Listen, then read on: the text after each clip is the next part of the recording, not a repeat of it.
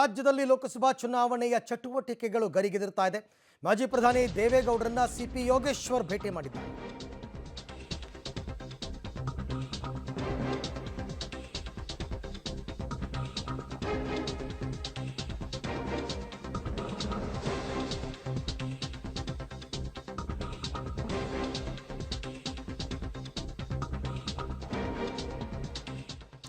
ಬೆಂಗಳೂರು ಗ್ರಾಮಾಂತರ ಟಿಕೆಟ್ ಮೇಲೆ ಸಿಪಿ ಯೋಗೇಶ್ವರ್ ಕಣ್ಣಿಟ್ಟಿದ್ದಾರೆ.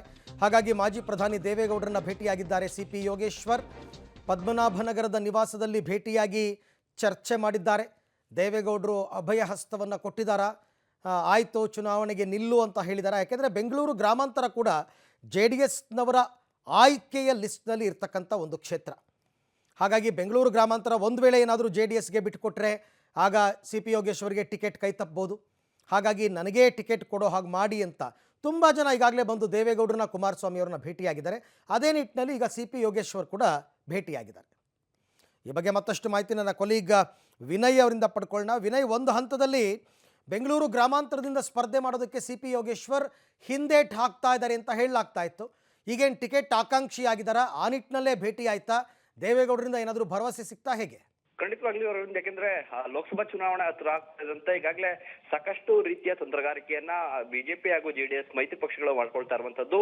ಅದರಲ್ಲೂ ಬಹಳ ಪ್ರಮುಖವಾಗಿ ಬೆಂಗಳೂರು ಗ್ರಾಮಾಂತರ ಕ್ಷೇತ್ರದಲ್ಲಿರುವಂತಹ ಏಕೈಕ ಕಾಂಗ್ರೆಸ್ ಸಂಸದ DK ಸುರೇಶ್ ಅವರನ್ನ ಸೋಲಿಸಲೇಬೇಕು ಅಂತ ಈ ಮೈತ್ರಿ ಪಕ್ಷಗಳು ಕೂಡ ಜಿದ್ದಿಗೆ ಬಿದ್ದಿರುವಂತದ್ದು. ಹಾಗಾಗಿ ಟಿಕೆಟ್ ವಿಚಾರದಲ್ಲಿ ಕೂಡ ಎರಡು ಪಕ್ಷಗಳ ನಡುವೆ ಈಗಾಗಲೇ ಒಂದು ಹಂತದ ಮಾತುಕತೆ ಕೂಡ ನಡೆದಿರುವಂತದ್ದು. ಅಂದ್ರೆ ಟಿಕೆಟ್ ಅನ್ನ ಬಿಜೆಪಿಗೆ ನೀಡೋದಾದ್ರೆ ಅದರಲ್ಲಿ ಯೋಗೇಶ್ವರ್ ಅವರು ಸ್ಪರ್ಧೆಯನ್ನ ಮಾಡ್ತಾರೆ. ಇನ್ನು JDS ಇಂದ ನೀಡೋದಾದ್ರೆ ಕುಮಾರಸ್ವಾಮಿ ಅಥವಾ ಇನ್ಯಾವುದಾದ್ರೂ ಕೂಡ ಕ್ಯಾಂಡಿಡೇಟ್ಗಳು ನಿಲ್ಬಹುದು ಅನ್ನೋದಷ್ಟು ಚರ್ಚೆಗಳಾಗ್ತಾ ಇದ್ವು. ಅದಾದ ಬಳಿಕ ಸಿಪಿ ಯೋಗೇಶ್ವರ್ ಅವರು ಕೂಡ ನಿಲ್ಲಿಕ್ಕೆ ಹಿಂದೇಟನ್ನ ಹಾಕ್ತಿದ್ರು ಅನ್ನೋ ಒಂದು ಮಾಹಿತಿ ಕೂಡ ಲಭ್ಯವಾಗ್ತಾ ಇತ್ತು. ಯಾಕಂದ್ರೆ ಅವರು ಈ ಒಂದು ಕ್ಷೇತ್ರದಲ್ಲಿ ಸ್ಪರ್ಧೆಯನ್ನ ಮಾಡ್ಲಿಲ್ಲ ಅಂತಂದ್ರೆ, ಅಂದ್ರೆ ಲೋಕಸಭಾ ಕ್ಷೇತ್ರಕ್ಕೆ ಸ್ಪರ್ಧೆಯನ್ನ ಮಾಡಿದ್ರೆ ಆ ಒಂದು ಚನ್ನಪಟ್ಟಣ ಕ್ಷೇತ್ರ ಕೈ ತಪ್ಪುವ ಆತಂಕ ಇತ್ತು.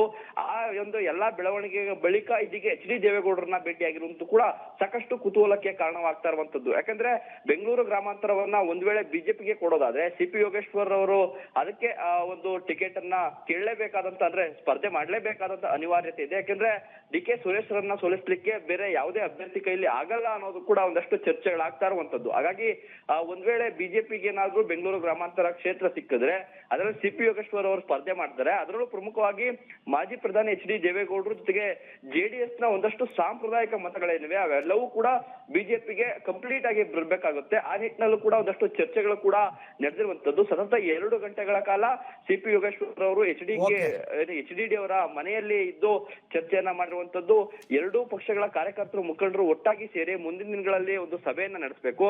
ಅದರ ಜೊತೆಗೆ ಮೈತ್ರಿಯ ಒಂದು ನಿಲುವೇನಿದೆ ಎಲ್ಲ ಕಾರ್ಯಕರ್ತರಿಗೂ ಕೂಡ ಅದನ್ನ ತಿಳಿಸಿ ಅವರನ್ನು ಕೂಡ ಬಲಗೊಳಿಸಬೇಕು ಅನ್ನೋ ಒಂದು ಲೆಕ್ಕಾಚಾರವನ್ನ ನಿನ್ನೆ ಹಾಕಿರುವಂತದ್ದು. Arvind, okay Vinay, thank you. ತಮ್ಮೆಲ್ಲ ಮಾಹಿತಿಗೆ ಧನ್ಯವಾದ. ಬಟ್ ದೇವೇಗೌಡರು ಏನು ಭರವಸೆ ಕೊಟ್ಟಿದ್ದಾರೆ ಅಂತಕ್ಕಂಥದ್ದು ನೋಡಬೇಕು. ಯಾಕೆಂದರೆ ಸೋಮಣ್ಣ ಅವ್ರು ಬಂದು ಭೇಟಿಯಾಗಿದ್ದರು, CT ರವಿ ಅವರು ಬಂದು ಭೇಟಿಯಾಗಿದ್ದರು. ಎಲ್ಲರೂ ಕೂಡ ಟಿಕೆಟ್ ಆಕಾಂಕ್ಷಿತರು ಬರ್ತಾರೆ. ಬಟ್ ಏನು ಹೈಕಮಾಂಡ್ ಲೆವೆಲ್ನಲ್ಲಿ ತೀರ್ಮಾನ ಆಗುತ್ತೆ ಅನ್ನೋದ್ರ ಮೇಲೆ ಇವ್ರಿಗೆ ಟಿಕೆಟ್ ಸಿಗುತ್ತಾ ಇಲ್ವಾ ಅನ್ನೋದು ಡಿಪೆಂಡ್ ಅಷ್ಟೇ.